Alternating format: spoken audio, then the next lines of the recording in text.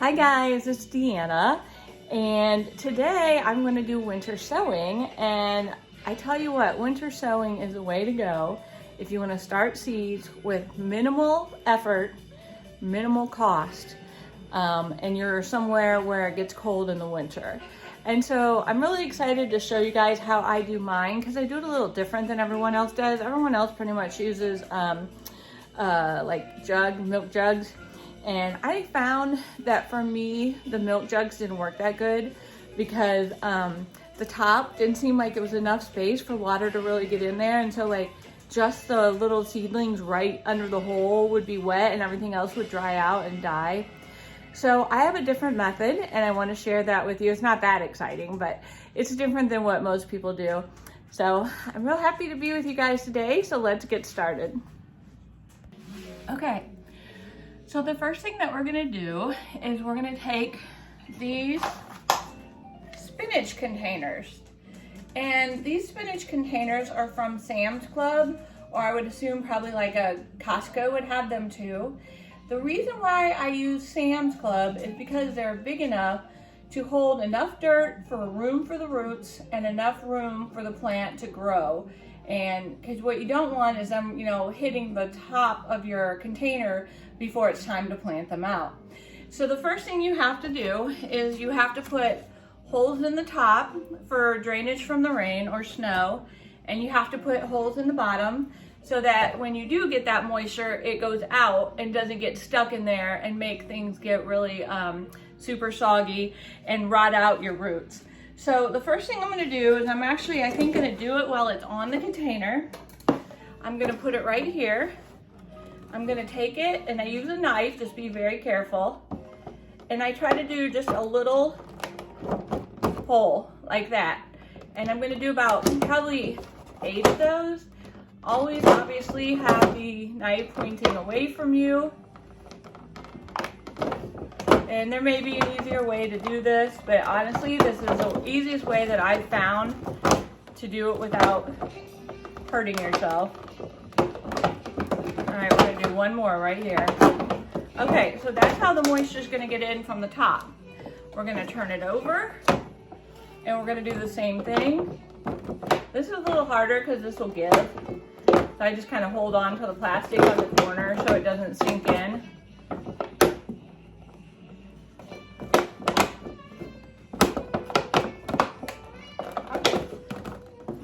So I'm going to make about 5 or 6 on the bottom. If you accidentally, kind of slice into it, it's not going to hurt anything to have that hole be a little bigger. Okay, so now we have holes on the bottom and on the top. So the next thing is I'm going to actually do 2 different sets of seeds today. So I'm going to do it again.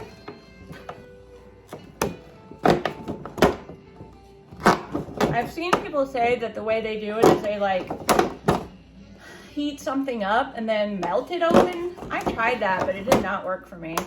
So this is my way of doing it. And like I said, I've gotten to where these have done really well for me. Now, some things seem to do better than others, and I am trying some new stuff this year, so maybe, we'll have a better idea of what really works and what doesn't. I mean, I'm sure they all work, sometimes, but sometimes things just don't work out. All right, so we're almost done. We're gonna get the holes. Woo! Okay, that one went in.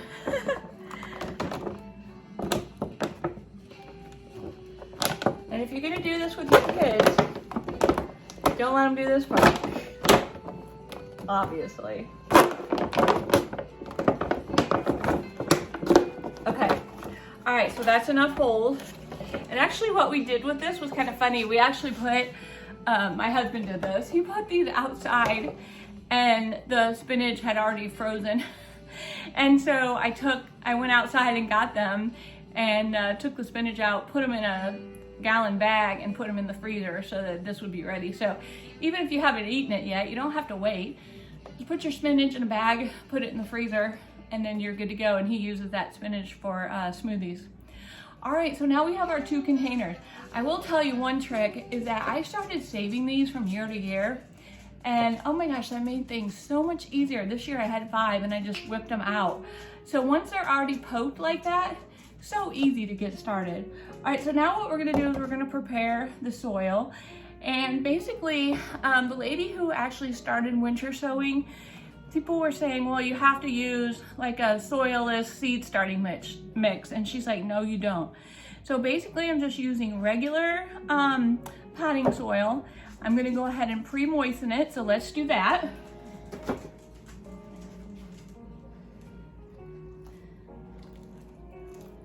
All right, so now we get to play in the dirt. And this is gonna be similar to when we did our, let's see, what did we, our actual seed starting for indoors. We went ahead and got this moist before we started. It's always just good when you're planting seeds to have that soil be moistened first, so that one, like when you go to water, it doesn't juggle, I don't know what the word I'm trying to say, jostle, there we go, jostle the seed around to where it's not in the place that you want it. If you're putting it, at 1/4 of an inch deep, and then you water it and it comes to the surface, then you're gonna have problems. So once you have it moistened, that's a great way to start. And then I think I showed you my Mesto sprayer last time. Once you get things in place, it's great just to use that Mesto sprayer to just kind of really settle things in a little bit more. Okay, I'm gonna get just a little more water. And if you get too much water, you just go back in, put a little bit more dirt in there. And what you're going for is that you want it to be damp, and you want to mix it all up really good, but you want it to be damp, but you don't want it when you squeeze it. You want it to kind of like hold a shape, which this is kind of starting to do, but you don't want it dripping. Okay, so we're gonna mix this up real good. And then we'll be ready for action. All right, so I will put my list below again of those. The guy that I follow, he is for Zone 5B, and I'll put the list in the description of things that he recommends starting for 5B, but don't feel like that's exhaustive. There are other things you can start. Okay, so I'm gonna take my container, I'm gonna pull the lid off, I'm gonna take my soil, and I'm gonna fill this up, probably just a little less than half. So if you buy regular ones in the store, I believe this is let's double check this. I think this is 8 ounce. Oh, no, I'm sorry, that's one, okay. 16 ounce, so the ones you get in the store are 8. And that's just not gonna be enough room to have enough dirt for your, roots and enough room for the plant. And the thing of it is, I mean, you could always, if you had to, you could up pot these, but that's the whole point of doing this, is that it's easy and you don't want to give yourself extra work that you don't need. So you want to have enough space so that when May comes around, these aren't, bursting out of the tops and getting soggy and stuff from sticking to the roof of the plastic. So you want to have enough room for the roots and the plant. All right, so now I'm gonna put that one aside. We'll load the next one. I may have to go get some more. And this tray that I'm using is called the, there's a name for it. I'll put it in the description, not in the description, but I'll put it below. This tray is so helpful, and I will also find one for you on Amazon and link it, because if you can have one of these to use inside, it really makes a big difference. All right, a little short, so let me go get just a little bit more. All right, so I got the soil moistened. We're gonna put this in here. I thought of the name of this. It's called the Tidy Tray. I actually bought mine from Gardener Supply, and I'll see if I can link that one specifically in the description. Just so you know, I did set up an Amazon, and I think you're supposed to let people know. But if you do purchase anything through the links that are below in the description, that does give me a little bit of a commission. So we have to let you know that. but it would be great. It doesn't increase the price of anything, but it does give me a little bit back, and that would be amazing. So if you're interested in getting anything, from below in the description, that does help me out. So we'll put the tidy tray in there, and there'll probably be a few more things in there, okay? All right, guys, so now I've got that all spread out. You can see it's about halfway, maybe a little more than half actually. I just want to make sure there's enough room for the roots. All right, so now we're gonna move out the tidy tray, and we're gonna put in our seeds. Okay, so there's our seed containers. I'm gonna wash my hands so that I can touch these seeds without them sticking to me. The ones that I have today, I'm gonna be doing spinach, which you can do in January or February in a zone 5B. I'm 6A now, but it should be fine. And then, so I'm doing, it's called Malabar spinach from Burpee. And then I'm doing, from Johnny's Seeds, I'm doing a delphinium for my daughter's wedding. So hopefully these work out. So let me go ahead and wash my hands real quick. All right, so we're gonna start with the spinach. And if you look at the package, it says that you want to cover them with a 1/2 inch of soil and to keep moist. So what I'm gonna do, and this actually did work well for me last year, and I put these into my raised bed. The only problem was with that is that they got covered up by the tomatoes. So they grew like crazy, but they kind of grew in and among the tomatoes. So I didn't really do a whole lot of harvesting like I wish I would have. So a 1/2 inch, I'm gonna make like 3 little troughs.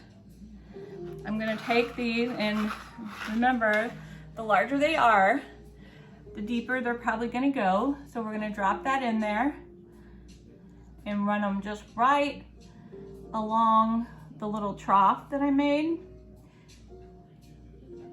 Don't really need, 15 spinach plants. But what you wanna do is, because you don't really have, a whole lot of input on what happens to these since they're sitting outside, I always put a little extra of what I would want to make sure that they really get started. Okay, so now I've done that, so I'm gonna take it and I'm gonna smooth over my soil like that, so now they're covered. And that's it, you guys. If you wanted to, you could go back in and spray it with the Mesto Mister, which I'm gonna do that. You could also put in vermiculite to help with any fungus, that kind of thing. I don't think I'm gonna do that, but when I get done with this other tray, I'll show you the Mesto Mister, and that'll be one of the other things that is down below. So the next thing is the delphinium, and I'm kind of paranoid of things that are poisonous. Delphinium is poisonous, and so I'm, like I said, just kind of paranoid about that. So I wash my hands a lot. Even just touching them makes me kind of nervous. There's probably no reason to be, but anyway, I'm gonna plant these, and then when they come up, they're actually gonna go outside the fence so the dog can't get to them in my raised bed. So let's look and see on the back how far we plant these in the dirt or in the soil. Let's see here. So if it doesn't say on your packaging how deep they should go, you can either A, look it up, Google it, or B, look at the seed and kind of gauge what you think it's gonna need. So these seeds are fairly small. Now, usually if you needed light for germination, it would say that, but this doesn't really say that. So I'm gonna go ahead and just put these about 1/8 of an inch under the dirt. I guess eventually I'll get used to saying soil. I know I shouldn't say dirt. Dirt is a dirty word. All right, so those aren't gonna be too far under the dirt there. I'm gonna just go ahead and drop some. If they go in that hole, great. If they don't, if some of them are laying more on the top, that's fine. And once we kind of smooth that soil back over, it's not really gonna matter anyway.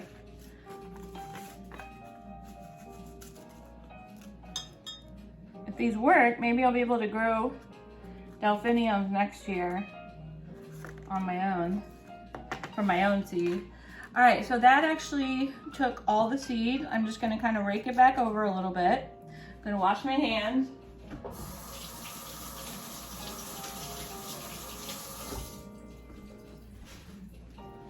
All right, so now we're just gonna go ahead and put the lids on.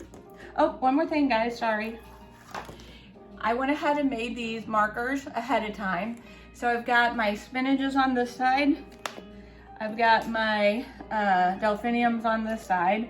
Stick the markers in. Now, if you wanted to be real careful, you could also put tape around the edges. I usually don't. Haven't really had any trouble with that. You guys are just gonna have to be patient with me because I don't know if it's I have a lot on my mind or what, but sometimes I just forget things. So now I'm gonna show you again the Mesto Mister, and you just pump it. I've got water in it, and it just will give you the nicest spray to just kind of settle those seeds in there and get them ready to go. And the cool thing about this, I don't know if I told you this or not, it has like a weighted piece that hangs in the water, so you can actually spray it upside down, and so that helps you to kind of really get into tight spots.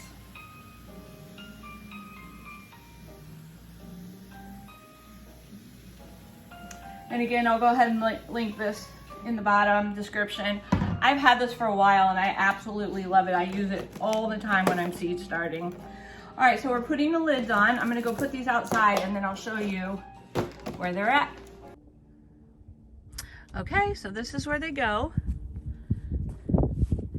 I butt them up against this cabinet to help them kind of stay in place better, kind of keep the wind from getting to them, keeps the lids from blowing around.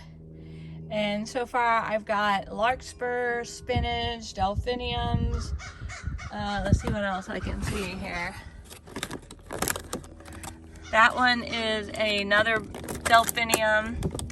Really excited just to see how these do and show you guys. All right, well, that's it for today. I hope you guys learned something, and I hope maybe you'll start some just so that you can save yourself some money when it comes time to purchase your flowers. Have a great day. Bye, guys, for now.